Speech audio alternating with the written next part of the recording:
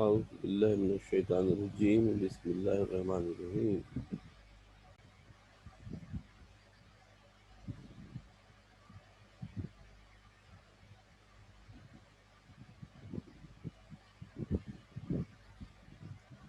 Class second year की एक और वीडियो के साथ हाजिर है। चैप्टर नंबर 13 के सिलसिले की ये तीसरी हमारी वीडियो है। इससे पहले दो वीडियो में हमने ओहम्स लॉ और उसके साथ दूसरी वीडियो में हमने फैक्टर्स अफेक्टिंग रेजिस्टेंस डिस्कस किए थे। और आज की जो वीडियो हमारी होगी, इस वीडियो में हम जनाब जो फार्मूले हमने पिछली दो क्लासों में डिस्कस किए थे, इन दो फार्मूलों से रिलेटेड न्यूमेरिकल्स हम करेंगे।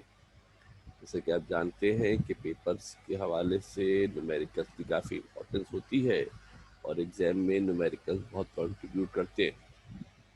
न्यूमेरिकल अगर आप सीख जाएंगे और पेपर में न्यूमेरिकल सारे अटेम्प्ट कर लेंगे तो फिर मामला आपके लिए काफ़ी ज़्यादा सहल आसान मामला आपके लिए हो सकता है। कोशिश करें कि न्यूमेरिकल पे ज़्यादा फोकस करें। न्यूमेरिकल अगर आपके अच्छे हो जाएंगे तो फिर पेपर में आपको ज़्यादा परेशानी नहीं होगी। चैप्टर नंबर 13 का न्यूमेरिकल हमेशा एग्जाम में एक न्यूमेरिकल लाजमी आता है।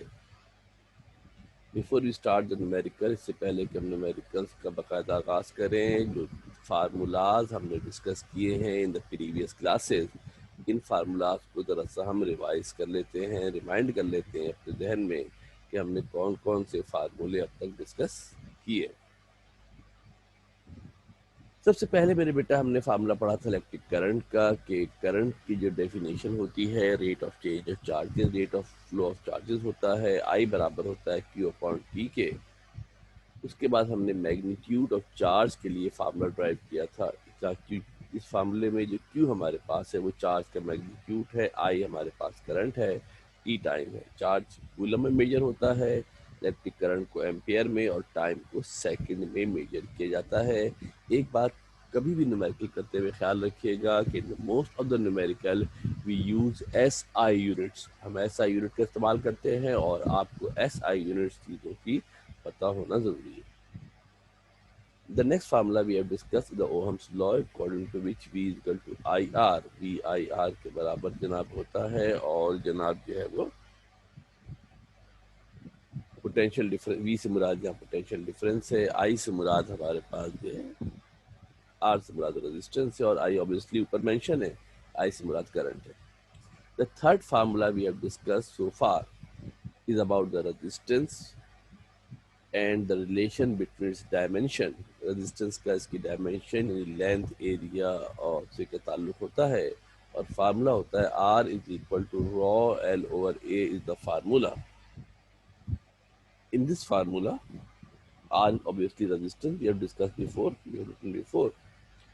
Rho is a new factor which is called resistivity or specific resistance, which is denoted by rho, and the L stands for the length of the conductor, and it is always measured in meters. It is always measured in meters. Be careful about that. And area of cross section is the A. Area of cross section, the area of cross section depends upon the shape of the wire. Wire की shape पे depend करता है कि जो आपके पास conductor है उसकी shape क्या है। अगर वायर की शेप में है यानी सर्कुलर है आपके पास, तो उसका area of cross section pi R square होगा, और अगर वो रेक्टेंगुलर है, ब्लॉक की सूरत में रेक्टेंगुलर है, तो ऐसी सूरत में उसका एरिया लेंथ इनटू ब्रेथ के बराबर जनाब होता है। The next formula we have the effect of temperature on the resistance, जो हम पढ़ रहे थे तो हमने फार्मूला ड्राइव किया था, अल्फा जिसे टेम्परेचर कोफिशिएंट ऑफ रेजिस्टेंस कहते हैं, is equal to R T minus R naught over R not into delta T. यहाँ ये बात वाजे रहे कि इस फार्मूले को इस्तेमाल करने के लिए लाजिम होता है कि एक टेम्परेचर हमेशा 0 डिग्री सेंटीग्रेड हो। R naught stand for resistance at 0 degree centigrade. इसी फार्मूले को थोड़ा आगे पीछे कर लें तो आर टी बराबर हो जाता है R naught one plus alpha T. Delta T और टी बराबर होते हैं, इसलिए कि जो टी वन होता है उसकी वैल्यू हमारे पास 0 होती है। Here, resistance of conductor at 0 degree centigrade is called R naught. Be careful that it must be resistance at 0 degree centigrade. Resistance of a conductor at temperature T is called RT as we have written in the above formula. Delta R is the change in the resistance, which is equivalent to RT minus R naught, and the increase in temperature is delta T, which is T minus 0. Well, initial temperature is always 0. Therefore, delta T is equivalent to T. Delta T is equal to T. Alpha is the temperature coefficient of resistance, and its unit is centigrade inverse or Kelvin inverse. One more formula we have: power is equal to work upon time. Power is equal to work upon time, जब हमने power dissipation के अंदर फार्मूले पढ़े थे, और इसको हम फर्दर सिंप्लीफाई कर सकते हैं। इसके और फार्मूले होते हैं, इनफैक्ट 3 फार्मूले हमारे पास होते हैं। One of them is P is equal to V I, the second one is the I square R, and the third one is the V square upon R. पहला फार्मूला है वो पोटेंशियल डिफरेंस और current के दरमियान है, relation है, इसमें resistance मौजूद नहीं है। दूसरे फार्मूले के अंदर आप देखोगे तो पोटेंशियल डिफरेंस नहीं है, और तीसरे फार्मूले में हमारे पास करंट नहीं है। P stands for power है, and the remaining symbol V, I and R we have discussed before. पीछे आपके पास इन तमाम सिंबल के मतलब लिखे हुए। Power is measured in what. एक और बात आपके ध्यान में होनी चाहिए कि जो वर्क होता है वो W जब पर लिखा है हमने, वो एनर्जी या वर्क के लिए होता है। Now we will start the questions. कुछ न्यूमेरिकल बुक के हैं, कुछ न्यूमेरिकल पास पेपर्स के हैं, जो थोड़े बहुत इंपॉर्टेंट न्यूमेरिकल हैं, वो सारे न्यूमेरिकल यहाँ पर डिस्कस करने की कोशिश करेंगे। जो 5 पास पेपर के सवाल हैं इंशाल्लाह वो भी बताएंगे, और आपको साल के साथ उसको मेजर भी करेंगे। This numerical is from book, ये बुक का न्यूमेरिकल है। A certain battery is rated 80 amperes. Battery है उसकी रेटिंग दी हुई है कि 80 एम्पियर्स की हमारे पास जनाब बैटरी है। How much coulomb charge can this battery supply, इस बैटरी से कितने कूलम चार्ज सप्लाई होंगे। नोट कर ले मेरे बेटा, डेटा की बात करते हैं। आई हमें गिवन है 80 एम्पियर। हाउ मच 80 एम्पियर हमारे पास करंट गिवन है। टाइम 1 आवर है। 1 आवर का मतलब होता है 60 मिनट 60 सेकेंड। 1 घंटे में 60 मिनट होते हैं, हर मिनट में 60 सेकेंड होते हैं। उसको बेटा मल्टीप्लाई करेंगे तो 60 into 60 that will make it 363,600 second आ जाएगा। क्यू हमने फाइंड आउट करना है। As you know I is equal to Q upon T. Capital Q लिख ले, स्मॉल क्यू लिख ले, डजंट मैटर, फर्क पड़ता नहीं है। और अगर यहाँ से क्यू को अलग करेंगे तो आई इंटू टी, जो टी यहाँ डिवाइड हो रहा था वो दूसरी तरफ जाकर क्या होगा मेरे बेटा, जो टी यहाँ पर हमारा डिवाइड हो रहा था वो दूसरी तरफ जाएगा तो हमारा जाकर वो मल्टीप्लाई हो जाएगा। जब मल्टीप्लाई हो जाएगा तो आई इंटू टी हो जाएगा। 80 को मल्टीप्लाई कर देंगे, you can do it by calculator, calculator से ही कीजिएगा। ये हमारे पास चार्ज का आंसर आ जाएगा। इस तरह के छोटे छोटे सवाल बेसिकली एमसीक्यूज के अंदर पूछे जाते हैं, इसकी इंपॉर्टेंस को नज़रअंदाज नहीं किया जा सकता। The next one is 13.2। 13.2 हमारा ये सवाल है, बुक का सवाल है। This is quite important one, काफी आपका अहम सवाल है। A silver wire 2 metre long is to have a resistance of 0.5 ohms. What should be its diameter? एक सिल्वर का वायर हमें गिवन है, उसकी लेंथ गिवन है 2 मीटर है, उसकी रेजिस्टेंस कह रहे हैं कि 0.5 एम्पियर है, और उसका डायमीटर हमको मालूम करना है।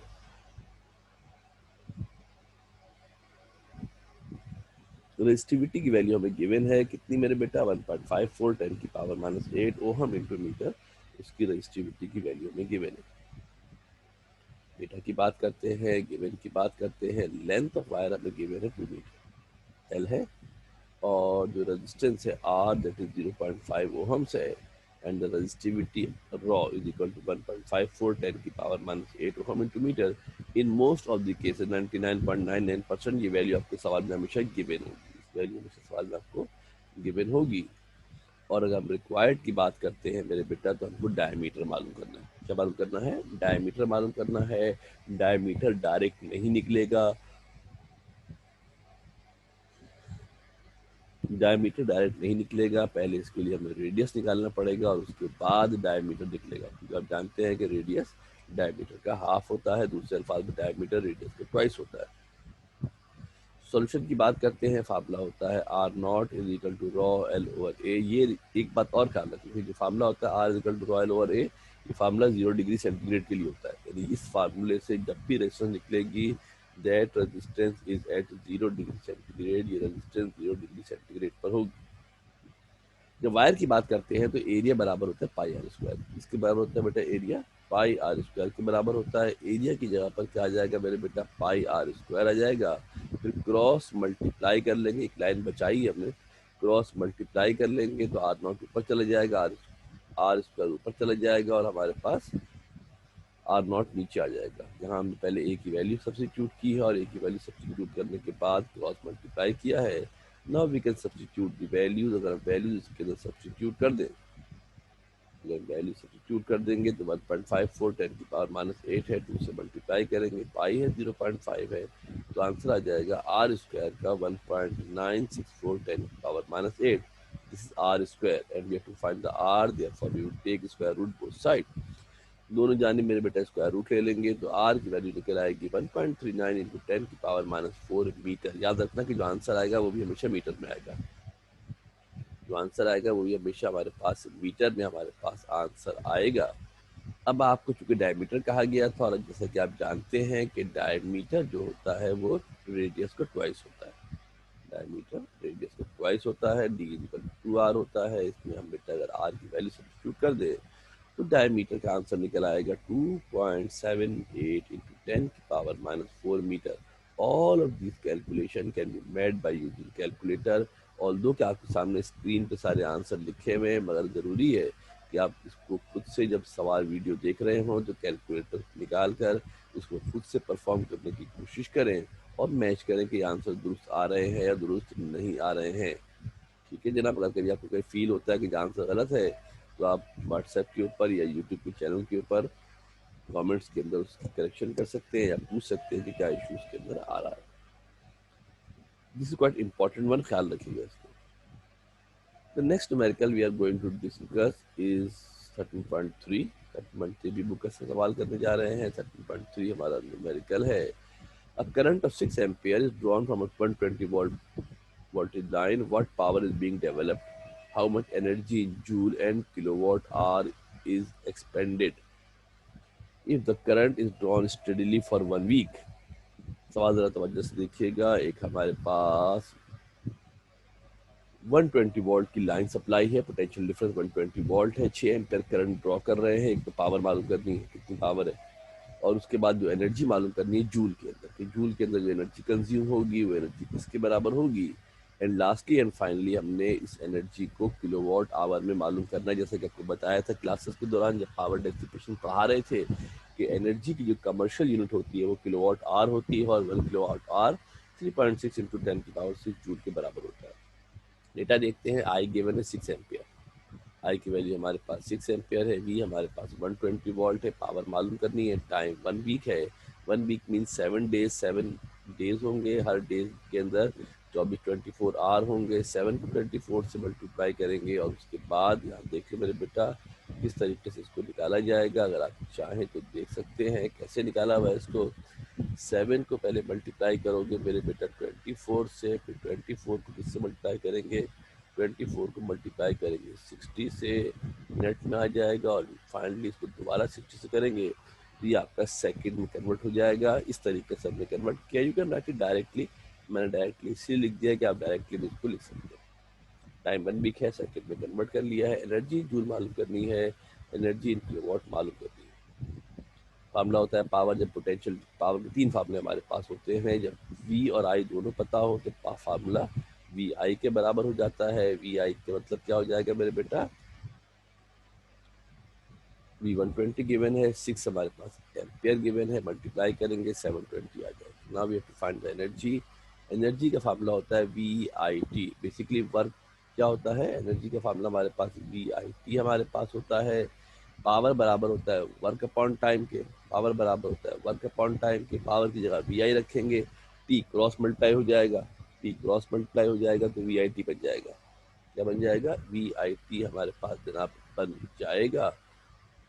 और वी हमने पता है कि हमारे पास जनाब क्या मौजूद है। चाहते तो P is equal to V, V चाहते तो W is equal to P into T भी लगा सकते थे, यानी कि जो 720 है इसको डायरेक्टली टाइम से मल्टीप्लाई करके डायरेक्टली सॉल्व कर सकते थे। ये आंसर जूल में आया है। जूल को अगर कन्वर्ट करना हो किलोवाट आवर में तो डिवाइड करते हैं 3.6 इंटू 10 की पावर 6 जूल से। अगर आपके आंसर जूल में गिवन है, इसको वॉट में कन्वर्ट करना, इसको किलो वॉट आवर में कन्वर्ट करना है, तो 1 kilowatt hour 3.6 into 10⁶ joule के बराबर होता है। डिवाइड करेंगे, ये हमारे पास आंसर आ जाएगा। या फिर देख लीजिएगा कि ये हमने ऊपर जो किया है, अगर थोड़ा कंफ्यूजन है तो फिर देख लो मेरे बेटा, इसको डायरेक्ट भी कर सकते हैं। पी बराबर होता है किसके मेरे बेटा, पावर बराबर होता है वर्क अपॉन टाइम के। वर्क के मतलब होता है एनर्जी, वर्क अपॉन टाइम के बराबर होता है। स्मॉल टी कर लेते हैं, और यहाँ से बेटा हम चाहें तो एक और फार्मूला इस्तेमाल कर सकते हैं कि पी को अगर हम मल्टीप्लाई कर दें किससे, टी से, तो किसके बराबर हो जाएगा, डब्ल्यू के बराबर हो जाएगा। डब्ल्यू के मतलब एनर्जी के मतलब एक ही होते हैं, डब्ल्यू और ई के मतलब क्या होते हैं, सेम होते हैं। पी की जगह पर वी आई पुट कर सकते हैं, क्या तो डायरेक्ट हम पी की वैल्यू भी सब्स्टिट्यूट कर सकते हैं। कंफ्यूजन कुछ होनी नहीं चाहिए इसके अंदर, ये हमने शॉर्टकट से डायरेक्ट कर लिया। Now then we move to the next one. Next question के ऊपर जाते हैं मेरे बेटा, और नेक्स्ट क्वेश्चन जो हमारे पास है 13.4 अगेन फ्रॉम द बुक है। Current of 3 ampere and 1.5 ampere flows through 2 wires. दो वायर हमारे पास है, एक में से करंट फ्लो हो रहा है 3 एम्पेयर का, एक में से करंट फ्लो हो रहा है 1.5 एम्पेयर का। अब potential difference of 60 volt and 120 volt respectively. जहाँ पर 3 एम्पेयर है वहाँ 60 वोल्ट है, जहाँ 1.5 एम्पेयर है वहाँ पर 120 वोल्ट रिस्पेक्टिवली है। Compare the rate at which energy passes through each wire. दोनों वायर में जितनी एनर्जी पास होगी उसको कंपेयर करना, यानी एक वायर की एनर्जी का दूसरे वायर की एनर्जी से, एक को ए कह दे, एक को बी कह दे, तो ए वायर की एनर्जी का बी वायर की एनर्जी से रेशियो हमने फाइंड आउट करना है। कंपेयर जब भी कहते हैं तो रेट जो आपने बेसिकली रेशियो निकालना होता है। I1 पहले वाले में 3 एम्पियर है, उसका वोल्टेज 60 वोल्ट है। दूसरे वाले की बात करते हो, I2 है, करंट 1.5 एम्पियर है, इसका पोटेंशियल डिफरेंस 120 वोल्ट है। Rate of energy in one wire, rate of energy in second wire, rate of energy in wire one, rate of energy in wire two मालूम करना है। Rate of energy is equal to power होता है, rate of energy को power, और power का formula क्या होता है, वी आई होता है। दूसरे अल्फाज में हमारे पास जब हम पहले वाले वायर की रेट निकालना चाहेंगे तो क्या हो जाएगा, रेट का मतलब क्या होता है, वी इंटू आई होता है। 60 टू 3 180 वॉट होगा। दूसरे की पावर निकालेंगे 120 टू 1.5 180 वॉट होगा। जब दोनों को डिवाइड करेंगे, तो दोनों को डिवाइड करेंगे तो मेरे बेटा जब डिवाइड कर लेंगे दोनों को, तो हमारे पास 180 ऊपर 180 नीचे सेम रहेगा, यानी कि दोनों पावर में, दोनों में एनर्जी क्या रहेगी, दोनों वायर की एनर्जी सेम एनर्जी आपके पास रहेगी। ठीक है, ये सवाल यूजुअली आमतौर पर आप पेपर वगैरह देखेंगे तो वहाँ नज़र तो नहीं आएंगे, मगर बहरहाल आपकी मालूमात तो होनी चाहिए, स्पेशली एम कैट वगैरह में इस तरह के सवाल थोड़ा ज़्यादा आ जाते हैं। Now move to the next question. This is again from the book, which is 113.15. A wire carries a current of 1 ampere. How much electron passes wire in 1 second? Wire में से करंट पास कर रहा है 1 ampere का, कितने electron पास करेंगे 1 second में, ये हमें मालूम करना है। आई हमारे पास 1 एम्पियर है, टी 1 सेकंड है। नंबर ऑफ इलेक्ट्रॉन हमने मालूम करने हैं। आई का फार्मूला क्यू अपॉन टी होता है, क्रॉस मल्टीप्लाई करेंगे, Q equal to I into T हो जाएगा। 1 कूलम हमारे पास चार्ज हो जाएगा, 1 कूलम चार्ज हो जाएगा। एक फार्मूला होता है Q is equal to N into E, जो पहली वीडियो थी उसके शुरू में आपको बताया था, किसी भी पार्टिकल पे जो चार्ज होता है वो एन इंटू ई के बराबर होता है। और यहाँ से बेटा अगर हम एन हमारे पास हमने मालूम करना है, Q 1 कूलम है, यहाँ देख लो बेटा Q 1 कूलम है, एन मालूम करना है। इलेक्ट्रॉन का चार्ज फिक्स होता है, the charge of electron is universal constant as we have discussed in the first lecture. 1.6 into 10 की पावर -19 कूलम इसकी वैल्यू हमारे पास जनाब होती है। क्रॉस मल्टीप्लाई करेंगे, दूसरी तरह जाकर डिवाइड हो जाएगा, तो n बराबर हो जाएगा 6.3 इंटू 10 की पावर 18 इलेक्ट्रॉन। यहाँ से एक और बात ध्यान में रखिएगा कि 1 coulomb charge is equal to the charge of 6.3 into 10 की पावर 18 इलेक्ट्रॉन। ये भी एमसीक्यूज के अंदर आता है, ये भी आपके पास एमसीक्यूज के अंदर ही पूछ लेते हैं कि 1 कूलम चार्ज में कितने इलेक्ट्रॉन पाए जाते हैं, how many electrons are there in 1 coulomb charge. तो द आंसर इज 6. प्रिसाइजली करोगे 6.25 आएगा मेरे ख्याल से ना, राउंड ऑफ हमने करके इसको 6 लिख दिया है, प्रिसाइजली कर लीजिएगा, 6.25 आंसर आएगा। 13.6 अगेन फ्रॉम द बुक है, electric heater, electric drill rated at 400 watt. Drill machine देखी होगी आपने, उसमें से 400 वॉट की है, connected to 2 watt power supply. How much current, कितना करंट पास होगा मालूम करना है। Quite easy one, power given है, वी गिवन है, आई मालूम करना है, क्योंकि आप जानते हैं पावर का फार्मूला वी आई होता है। आई इक्वल टू क्या हो गया मेरे बेटा, आई मालूम करेंगे 240 वाले को डिवाइड हो जाएगा। ये अगेन ख्याल रखना, इस तरह छोटे छोटे सवाल होते हैं जो 2-3 लाइन में सवाल हो जाते हैं। They are quite important for the MCQs. ये एमसीक्यूज के हवाले से काफ़ी इंपॉर्टेंट हमारे पास सवाल मौजूद होते हैं। These questions are quite important for the MCQs। MCQs के हवाले से काफ़ी ज़्यादा अहम हमारे पास सवाल है। चीज़ें एक्स्ट्रा लिखी हैं, अभी हाइड कर देते हैं, वक्त आएगा तो दिखाएंगे। Now then, now we are moving to one of the questions that is from the past paper। एक सवाल हमारा past paper से है, ज़रा देखिएगा। A 50 ohm resistor is required from copper wire. एक कॉपर वायर है, उससे हम 50 ओम की रेजिस्टेंस डालना चाह रहे हैं। 0.2 millimetre in diameter. Diameter given है 0.2 millimetre. What is the length of the wire needed. Wire की लेंथ हमने फाइंड आउट करनी है, मालूम करनी है। रॉ की वैल्यू गिवन है कितनी मेरे बेटा, 1.6 इंटू 10 की power -8 ohm into metre. 1.6 into 10 की पावर -8 ओहम इंटू मीटर हमारे पास इसकी रजिस्टिविटी गिवन है। लेंथ मालूम करनी है। क्या मालूम करनी है मेरे बेटा, लेंथ हमने इसकी फाइंड आउट करनी है, मालूम करनी है। क्वाइट सिंपल वन, डेटा बनाते हैं। सबसे पहले हमें रेजिस्टेंस गिवन है। ओहम के मतलब क्या होता है, रेजिस्टेंस होती है। We have the resistance R is equal to 50 ohm. सवाल में गिवन है रेजिस्टेंस कितनी है, 50 ओहम्स है। और कॉपर की रेजिस्टिविटी भी आपको सवाल के अंदर मेंशन है, गिवन है 1.6 इंटू 10 की पावर -8 ओहम है। And the diameter of the wire is given. क्या गिवन है, डायमीटर गिवन है। एक बात ख्याल रखिएगा, एरिया हमें दरकार होता है, एरिया हमें रिक्वायर्ड होता है। एरिया के लिए हमें रेडियस चाहिए होता है। एरिया के लिए हमें रेडियस चाहिए होता है, और डायमीटर के जरिए हम क्या कर सकते हैं, रेडियस को फाइंड आउट कर सकते हैं, मालूम कर सकते हैं। As you know the radius is the half of the diameter. Radius diameter का हाफ होता है। डायमीटर को 2 से डिवाइड करेंगे, 0.2 से डिवाइड करेंगे 0.1 मिलीमीटर आएगा। 1 मिलीमीटर नहीं चलेगा, मिलीमीटर नहीं चलेगा। इसको हम मीटर में कन्वर्ट करेंगे। मीटर में कन्वर्ट करने के इसको 1000 से डिवाइड करेंगे, और 1 इंटू 10 की पावर -4 मीटर हमारे पास इसका आंसर आ जाएगा। रिक्वायर्ड की बात करते हैं तो हमको लेंथ ऑफ वायर मालूम करनी है कि वायर की लेंथ कितनी थी। वायर की लेंथ हमने मालूम करनी है। वजह देके देख ले, फार्मूला हमारे पास होता है क्या, R is equal to rho L over A। और चूंकि हम जानते हैं, यहाँ से क्रॉस मल्टीप्लाई कर लो मेरे बेटा, तो L किसके बराबर हो जाएगा, ये अपने L यहाँ मौजूद था, A यहाँ डिवाइड हो रहा था, ये दूसरी तरफ चला गया है। आप देख ले तवज्जो से, अगर आपको आइडिया हो जाए क्रॉस मल्टीप्लिकेशन कैसे की है मेरे बेटा। ये A ऊपर चला गया, R इंटू A हो गया है, और जो रॉ मल्टीप्लाई हो रहा था, ये रॉ हमारा दूसरी तरफ आकर डिवाइड हो। और एरिया खुद किसके बराबर होता है, पाई आर स्क्वायर होता है। पता है ना, वायर कह रहे हैं ना बेटा, जब वायर कहते हैं तो वायर के मतलब होता है कि एरिया पाई आर स्क्वायर के बराबर होगा। वायर बोलेंगे तो पाई आर स्क्वायर के बराबर होगा। हमने एक ही जगह पर पाई आर स्क्वायर पुट कर दिया। Now simply we have to make the calculation. Calculation हमने करनी है मेरे बेटा। आर हमें गिवन है 50 है, पाई पाई है। आर की वैल्यू हमने निकाल चुके थे कितनी, 1 इंटू 10 की पावर -4 का स्क्वायर है। और रजिस्टिविटी की वैल्यू हमें, रॉ की वैल्यू भी गिवन है 1.6 10 की power -8। All of this calculation can be made by using calculator. Calculator से ये सारी कैलकुलेशन होगी, ज़्यादा परेशान होने की, पैनिक करने की ज़रूरत नहीं है। और आपसे जैसे कि पहले भी कहा कि कोशिश किया करें कि अपने तौर पे आप उसको कैलकुलेट करके आंसर मैच कर दिया करें, ताकि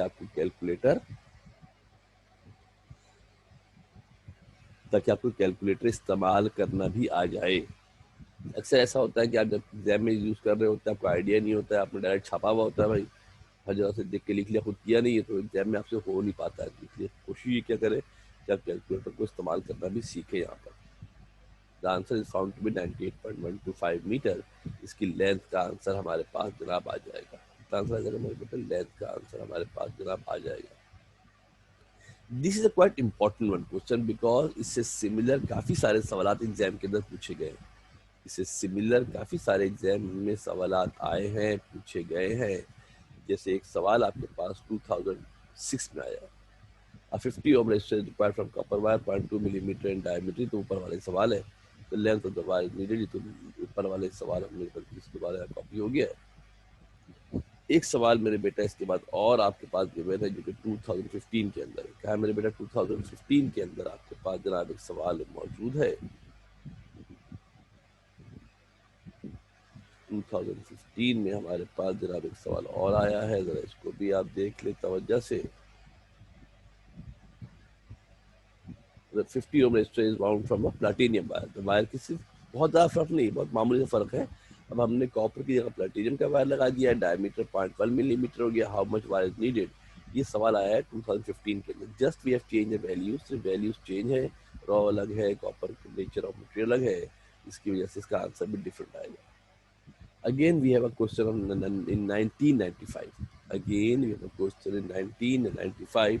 A platinum wire of diameter 0.22 made resistor of 400 ohms. How much long wire is needed for this purpose?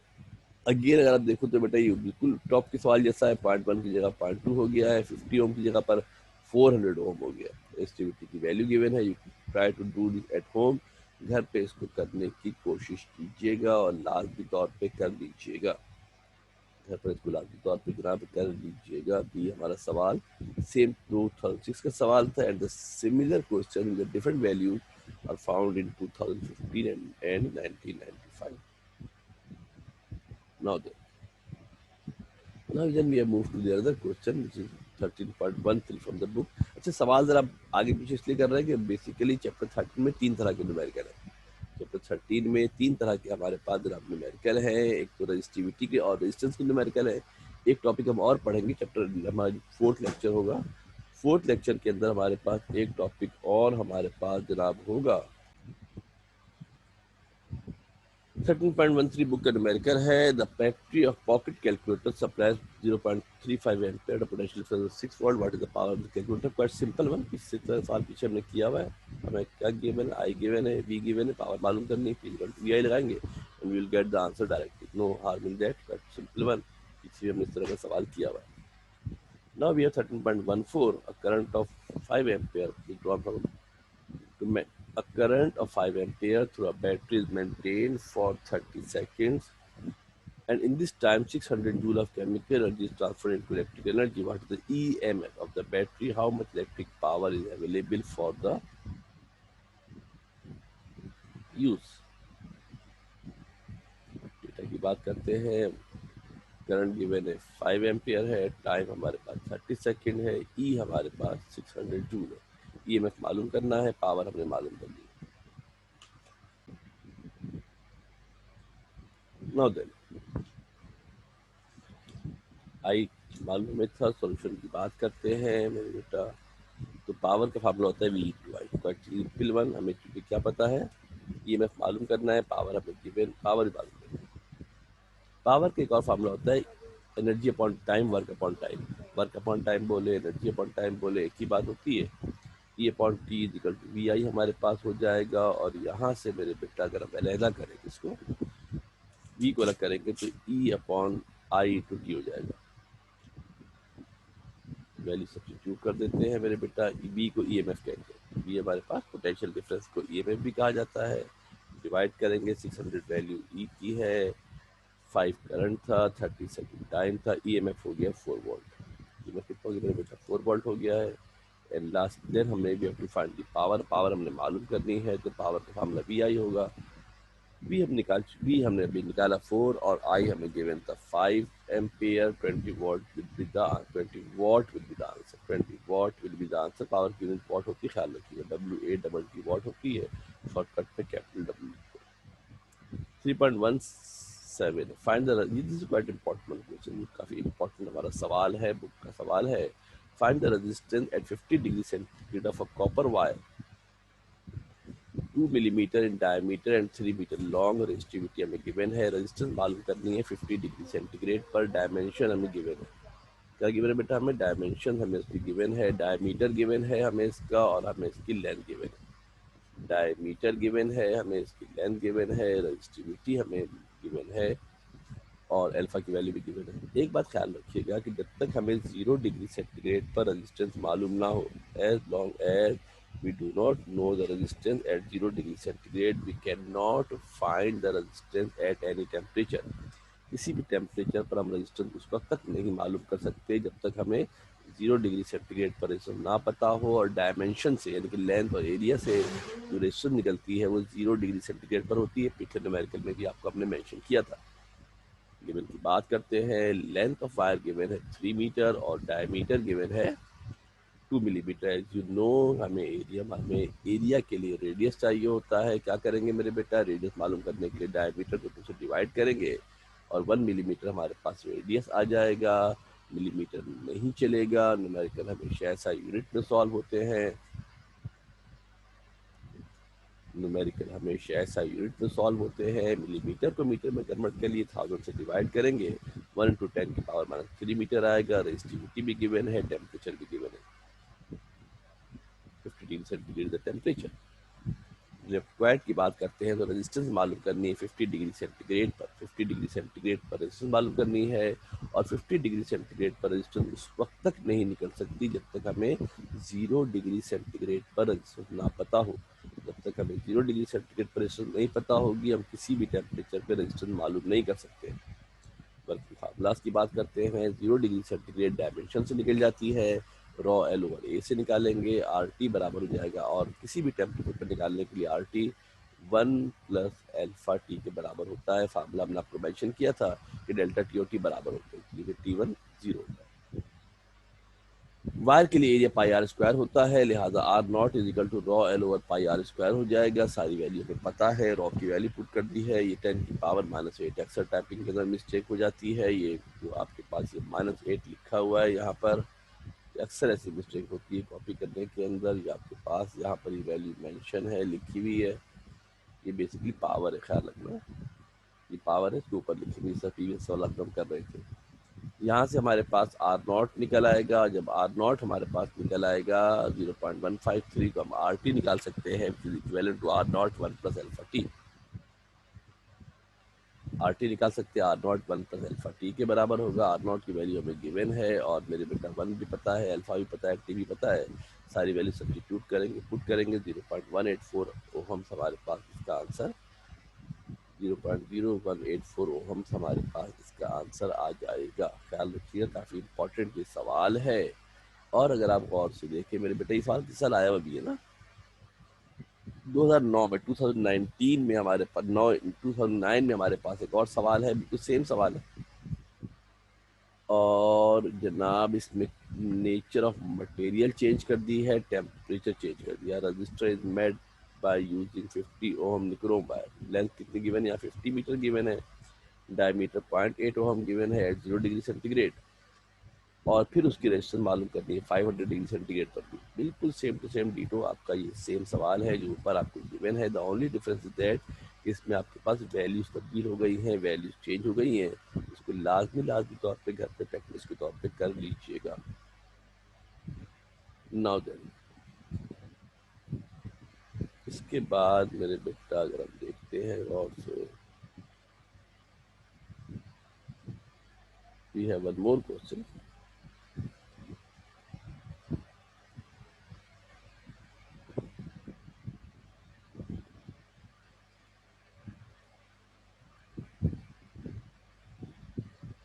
चलिए एक और सवाल करने की कोशिश करते हैं, तवज्जो देके देखिएगा।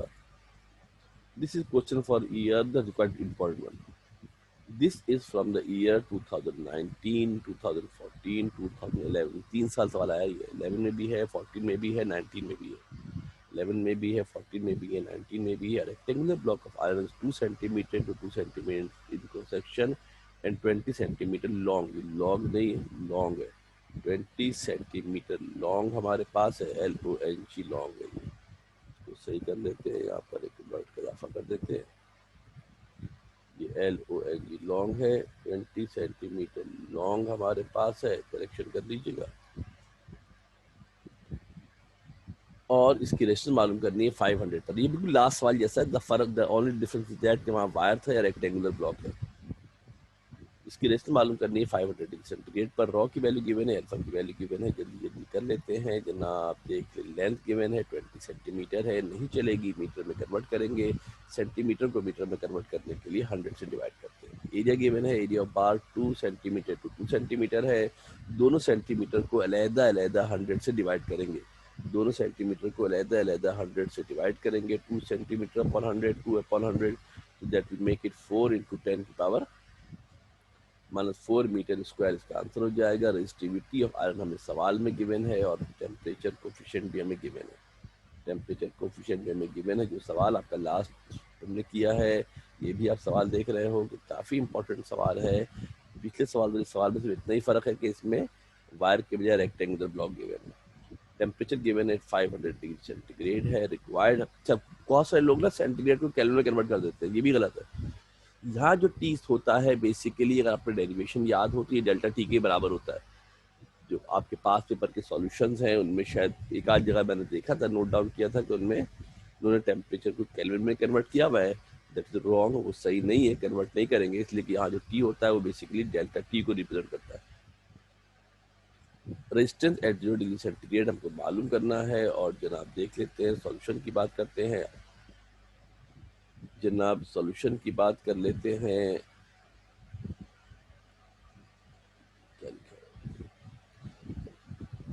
Are not is equal to rho L over A के बराबर हमारे पास होगा, और जनाब जो है वो आर टी बराबर होगा R not 1 plus alpha T के बराबर होगा, as we have discuss in the previous question.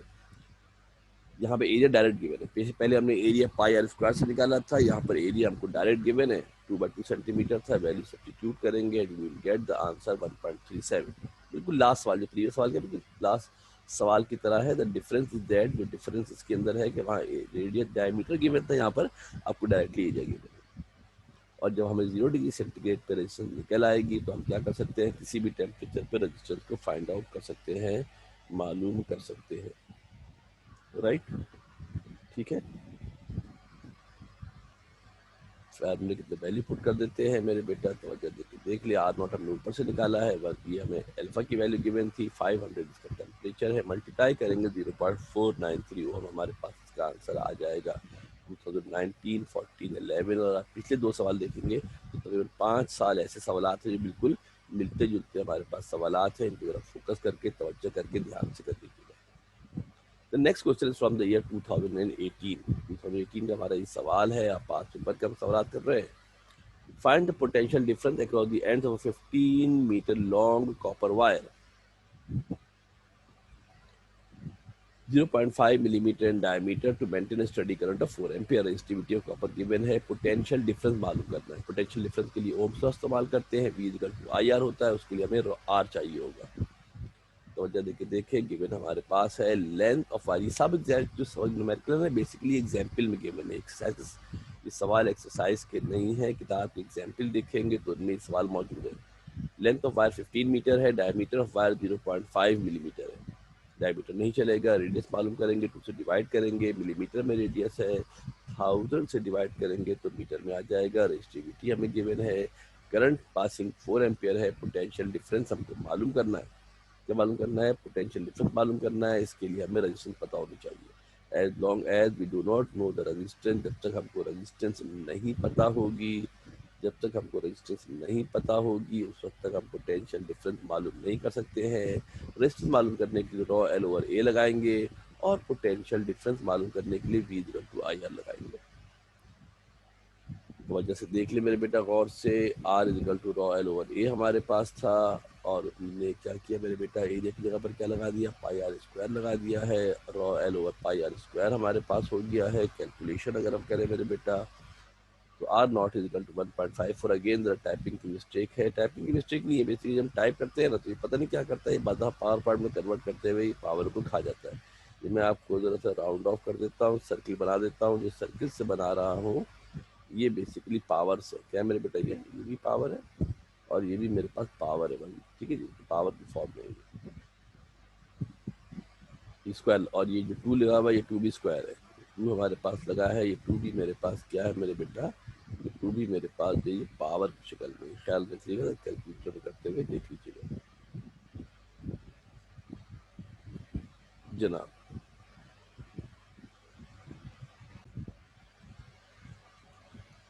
अब हमने क्या किया मेरे बेटा कि थोड़ी करेक्शन कर दी, आपको शायद कन्फ्यूजन हो रही हो, तो इसको हमने दोबारा पावर की फॉर्म में कन्वर्ट कर दिया है। -8 और -4 पावर की फॉर्म में हमारे पास है, और जब वैल्यू पुट करेंगे तो आर नॉट निकल आएगा। जब आर नॉट निकल आएगा तो हम पोटेंशियल डिफरेंस मालूम कर सकते हैं by using the formula V equal to I R. V equal to I R फार्मूले से पोटेंशियल डिफरेंस मालूम कर सकते हैं।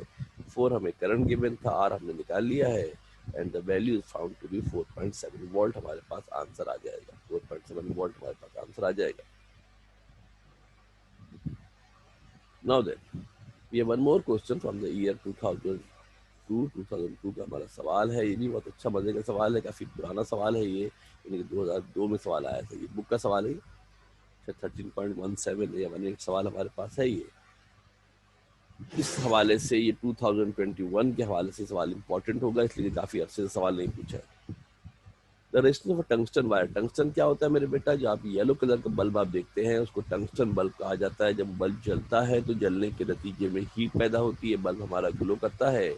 उसकी रेजिस्टेंस गिवन है कि जब बल्ब ग्लो हो रहा है, जल रहा है, तो 240 ओहम उसकी रेजिस्टेंस है और उसका टेम्परेचर है 2020 यानी कि 20,020। वैसे भी 2020 बड़ा खतरनाक साल है। 2020 डिग्री सेंटीग्रेड है हमारे पास। इसकी रेजिस्टेंस हमने 20 डिग्री सेंटीग्रेड पर फाइंड आउट करनी है, मालूम करनी है। तवज्जो से और से ध्यान से देखिएगा, थोड़ा सा सवाल ट्रिकी है। इस हवाले से ट्रिकी है कि ये फार्मूले में हमें एक रेजिस्टेंस गिवन है। कहाँ पर गिवन है मेरे बेटा? एक 2020 सेंटीग्रेड पर गिवन है, 20 पे मालूम करनी है। मगर एक बात का ख्याल रखिएगा, कि टेम्परेचर वाले फार्मूले के लिए लाजिम होता है, लाजिम होता है, ज़रूरी है कि हमारे पास 0 डिग्री सेंटीग्रेड पर रेजिस्टेंस पता हो। क्या पता हो बेटा हमें?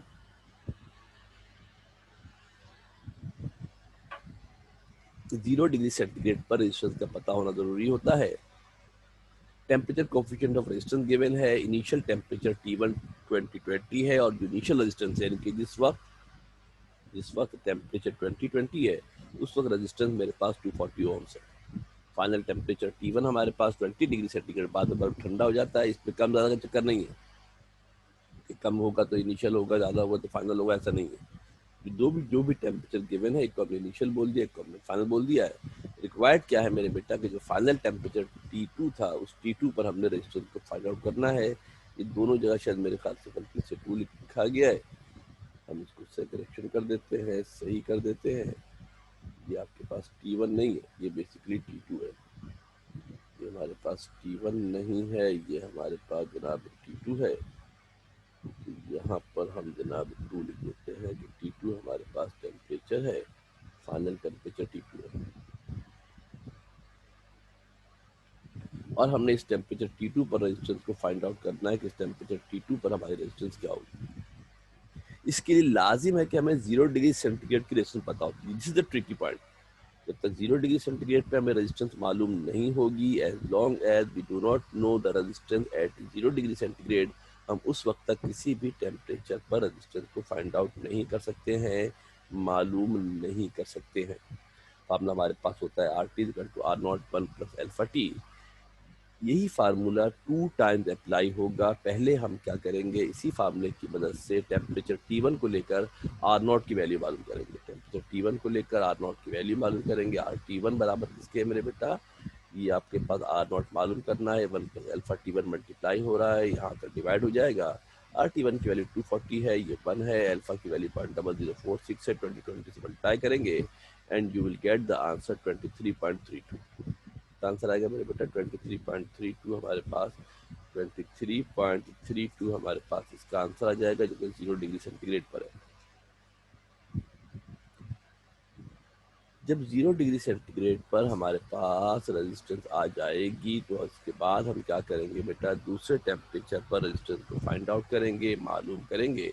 और RT2 कैसे निकाल लोगे मेरे बेटा? R0 1 + अल्फा T2 के बराबर हो जाएगा। जो R0 हमने ऊपर से निकाला था, इसको इसी को इस्तेमाल करेंगे। याद रखना, R0 के बगैर फार्मूला नहीं चलेगा, इसलिए हमने पहले R0 को मालूम किया है और फिर 20 डिग्री सेंटीग्रेड पर हमने रेजिस्टेंस को निकाला है। Just we have substituted the values in the formulas के अंदर हमने वैल्यू सब्स्टिट्यूट किए, कुछ भी नहीं किया है, और हमें RT2 की वैल्यू फाइंड आउट हो गई है, निकल आई है। ठीक है भाई, जरा और से देख लीजिएगा। ट्रिकी सवाल इसलिए है कि सेम फार्मूला ट्वाइस यूज हुआ है, पहले गिवन टेम्परेचर वाली रेजिस्टेंस R0 निकाला है और फिर R0 की मदद से हमने दूसरे टेम्परेचर पर रेजिस्टेंस को फाइंड आउट किया है। This is quite important one. मेरे हिसाब से जरा इस सवाल को आप स्पेशल अटेंशन दीजिएगा। इस सवाल को आप, चलो मैं स्टार बना देता हूँ, याद रहेगा आपको। इसको स्पेशल अटेंशन आप दे दीजिएगा। 5 स्टार कर दिया है। बोर्ड में 2021 के हवाले से सवाल इंपॉर्टेंट है, इसलिए काफ़ी लॉन्ग टाइम अगो, तकरीबन 2002 में 20 साल होने वाले हैं। सवाल बुक का ही है और सवाल मुद्दा पे बुक से आते हैं। Now then we will move to next question and this question is the 2017 का हमारा ये सवाल है। बुक का सवाल है, बुक की एग्जाम्पल है ये। बुक की एग्जाम्पल है the resistance of platinum wire thermal resistance thermometer is 200 ohms at 0 degree centigrade and 257.6 ohms when immersed in a hot bath। एक थर्मामीटर, आपको पता है कि डिजिटल थर्मामीटर भी होते हैं। क्या होते हैं? डिजिटल थर्मामीटर हमारे पास होते हैं। डिजिटल थर्मामीटर रेजिस्टेंस की बुनियाद पर काम करते हैं। उनके अंदर सेल लगे होते हैं। जब उस पर टेम्परेचर पड़ती है, जब उन पर टेम्परेचर उनका बढ़ता है तो उसकी रेजिस्टेंस बढ़ती है। उस रेजिस्टेंस को देखकर कैलकुलेशन करके वो डिजिटल थर्मामीटर सेंसर की मदद से टेम्परेचर को फाइंड आउट कर लेता है। प्लैटिनियम रेजिस्टेंस थर्मामीटर है, उसकी रेजिस्टेंस 200 ओम से 0 डिग्री सेंटीग्रेड पर 257.6 ओम से जब उसको किसी हॉट बाथ में डाला जाता है, हमने बताना ये है कि उस हॉट बाथ का टेम्परेचर कितना है। उस हॉट बाथ का टेम्परेचर कितना है, ये मेरे पास अल्फा की वैल्यू गिवन है। ये यहाँ इधर टाइपिंग की मिस्टेक हो गई है, ये बेसिकली अल्फा गिवन है। यहाँ पर आप और से देखो मेरे बच्चा, सामने जो आपको लिखा हुआ है ये बेसिकली अल्फा है, करेक्शन कर लीजिएगा। ये अल्फा, जिस तरह पिछले सवाल के हम अल्फा लिख रहे थे, ये वैल्यू जो है वो अल्फा है। अल्फा वैल्यू हमारे पास गिवन है। तो वजह देकर देख ली, क्वाइट सिंपल वन, सबसे काफी आसान सवाल ये है। इस सवाल से कि देखिए बेटा, कौन से temperature coefficient of resistance alpha given है 0.00392 है।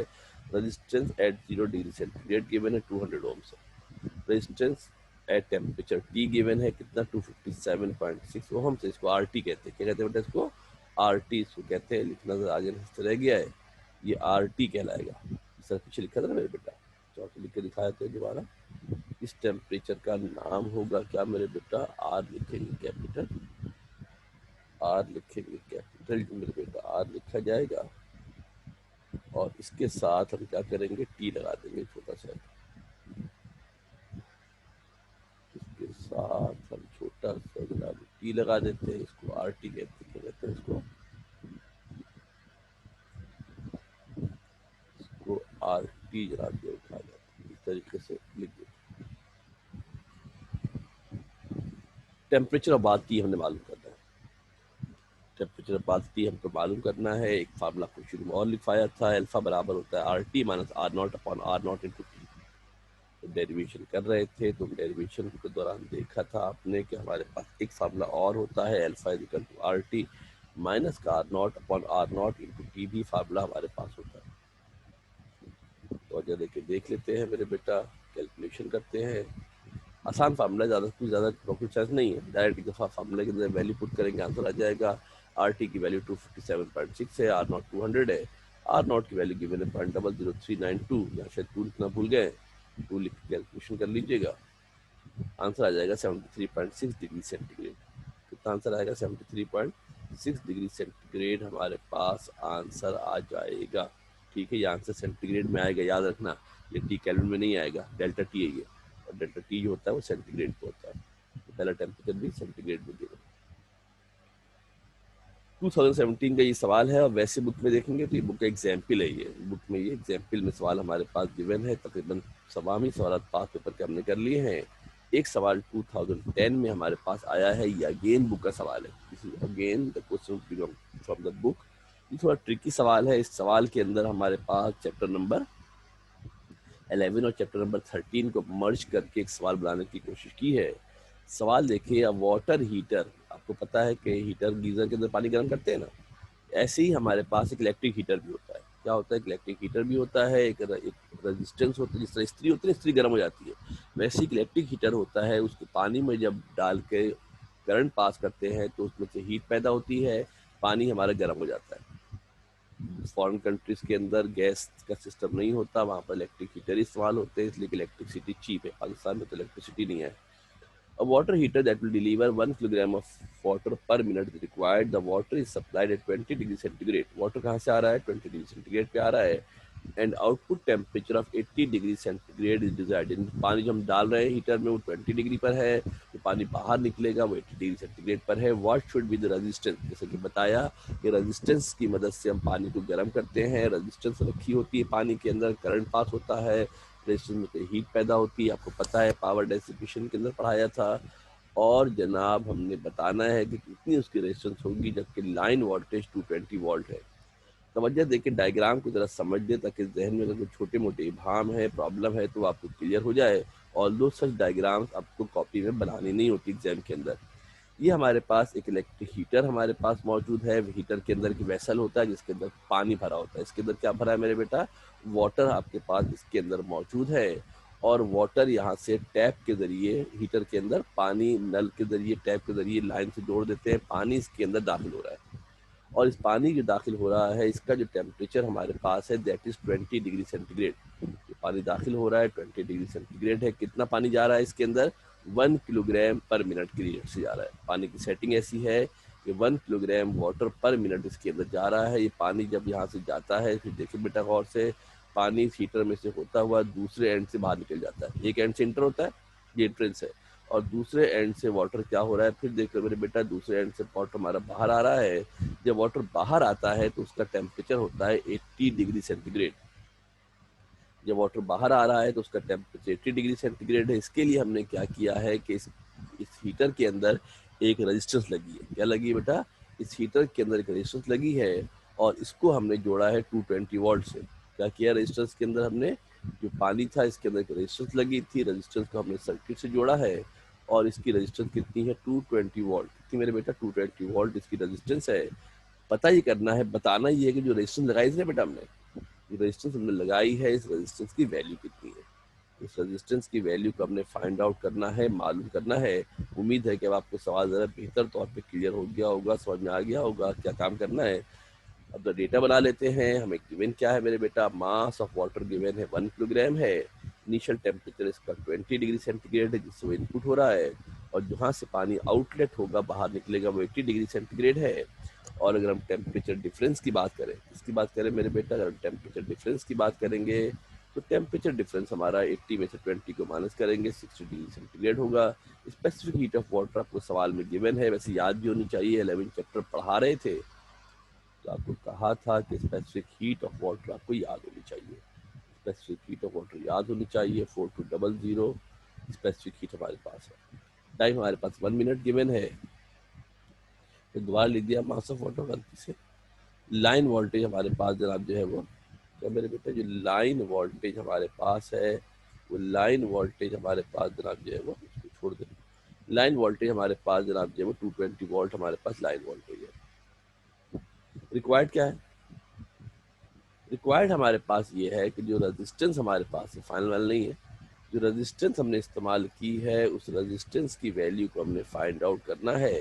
जो रेजिस्टेंस हमने लगाई है इसके लिए, हीटिंग कॉइल के तौर पे, हीटिंग कॉइल के तौर पे जिसके जरिए हीट अप कर रहे हैं, इसकी रेजिस्टेंस को हमने फाइंड आउट करना है, मालूम करना है कि इसकी रेजिस्टेंस कितनी होगी।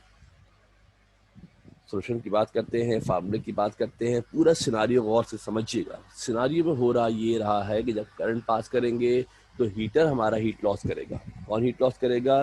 हीटर मेरे बेटा हीट लॉस करेगा। इस हीट को गेन करेगा वाटर। कौन गेन करेगा? वाटर मेरे बेटा इस हीट को गेन कर लेगा। समझ लेना बात गौर से। हीटर हीट लॉस करता है, वाटर हीट गेन करता है। Heat loss is equal to heat gain. Law of conservation of energy follow होगा। और उसके बाद जब देखिए बेटा, जो हीटर हीट लॉस करता है वो P इंटू टी के बराबर होता है। किसके बराबर होता है बेटा? P इंटू टी के बराबर होता है। आपको शायद याद हो, पहले भी आपको कभी मेंशन किया था मेरे बेटा। दोबारा लिख देते हैं कि जो पावर होता है मेरे बेटा, तवज्जो देखिए, गौर से देख ले कि जो पावर हमारे पास होती है वो पावर बराबर होती है वर्क अपॉन टाइम के। किसके बराबर होती है मेरे बेटा? वर्क अपॉन टाइम के बराबर होती है। वर्क बोले एनर्जी बोले बात एक ही होती है। वर्क बोले एनर्जी बोले बात एक ही होती है। और मेरे बेटा हम क्या कर सकते हैं, देख लो गौर से, जब मल्टीप्लाई करेंगे तो वर्क P इंटू टी के बराबर हो जाएगा। ये वर्क एनर्जी की फॉर्म में होता है, इसी वजह से हमने यहाँ पर P इंटू टी लिखा है। जो वाटर की जब टेम्परेचर राइज करता है, जब वाटर का टेम्परेचर राइज करता है तो फार्मूला अप्लाई होता है MC डेल्टा टी, जो हमने स्पेसिफिक हीट के अंदर चैप्टर 11 के अंदर पढ़ा था। जिन लोगों ने नहीं पढ़ा है वो याद कर ले कि formula MC delta T formula होता है। वैसे ये फार्मूला मैट्रिक क्लास के अंदर नहीं था। यहाँ डिस्क्रिप्शन दे दी है। पावर बराबर होता है वर्क अपॉन टाइम के। वर्क को हीट कहते हैं। वर्क बोले, हीट बोले, एनर्जी बोले, एक ही बात है। P इंटू टी के बराबर होता है। P इंटू टी के बराबर होता है। ऊपर वाला जो हिस्सा इसकी ज़रूरत नहीं है हमारे पास। और मेरे बेटा अगर हम गौर से देखेंगे तो फार्मूले के अंदर जब हम वैल्यू पुट करने जाते हैं, तवज्जो देखना बेटा, अब पावर के भी 3 फार्मूले होते हैं, पावर के भी 3 फार्मूले होते हैं, वी आई होता है, आई स्क्वायर आर होता है और वी स्क्वायर पर आर होता है। क्योंकि यहाँ पर हमें लाइन वोल्टेज गिवन है, रेजिस्टेंस मालूम करनी है, लिहाजा हम जो फार्मूला यहाँ इस्तेमाल करेंगे, तवज्जो देके देखना बेटा, क्या करेंगे, यहाँ पर जो फार्मूला हमने यहाँ इस्तेमाल किया है, जहाँ पर पावर लिखा था मेरे बेटा, उस पावर की जगह पर हमने क्या लगा दिया, वी स्क्वायर अपॉन आर लगा दिया। क्या लगा दिया, वी स्क्वायर अपॉन आर लगा दिया है, क्रॉस मल्टीप्लाई कर, क्योंकि पावर का formula V square upon R होता है। 3 फार्मूले होते हैं, जब लेक्चर के शुरू में देखिएगा सारे फार्मूले मेंशन किए हुए आपको। और यहाँ से मेरे बेटा अगर हम अलग करना चाहें आर को, तो आर क्रॉस मल्टीप्लाई होकर ऊपर चला जाएगा। आर हमारे पास क्या होगा, तवज्जो देख लो मेरे बेटा, जो आर हमारे पास है ये क्रॉस मल्टीप्लाई होकर ऊपर चला जाएगा, और एम और डेल्टा टी सबके सब क्या होंगे, ऊपर से नीचे आ जाएंगे। तो फार्मूला हो जाएगा V square upon P upon M C delta T. Cross multiplication देख लीजिएगा, स्पेशली प्री मेडिकल वाले देख लीजिएगा, इसको मालूम करना होता है वो न्यूमरेटर में ऊपर होना चाहिए, इसलिए हमने आर को नीचे से ऊपर ले गए, जो रिमेनिंग चीज़ें थी उसको हमने एक तरफ कर लिया, नीचे वाले ऊपर चले जाते हैं, ऊपर वाले नीचे आ जाते हैं। वैल्यू सब्स्टिट्यूट कर देते हैं, वी कैलकुलेशन करते हैं, आर की वैल्यू पुट करनी है, वी हमें 220 गिवन है, सवाल में गिवन है 220 भाई, 220 वोल्ट है, घरों में भी 220 वोल्ट आता है। टाइम हमारे पास 60 है, मास 1 किलोग्राम था, स्पेसिफिक 4200 है, और 60 हमारे पास क्या है मेरे बेटा, इसका टेम्परेचर डिफरेंस डेल्टा टी है जो अभी निकाला है।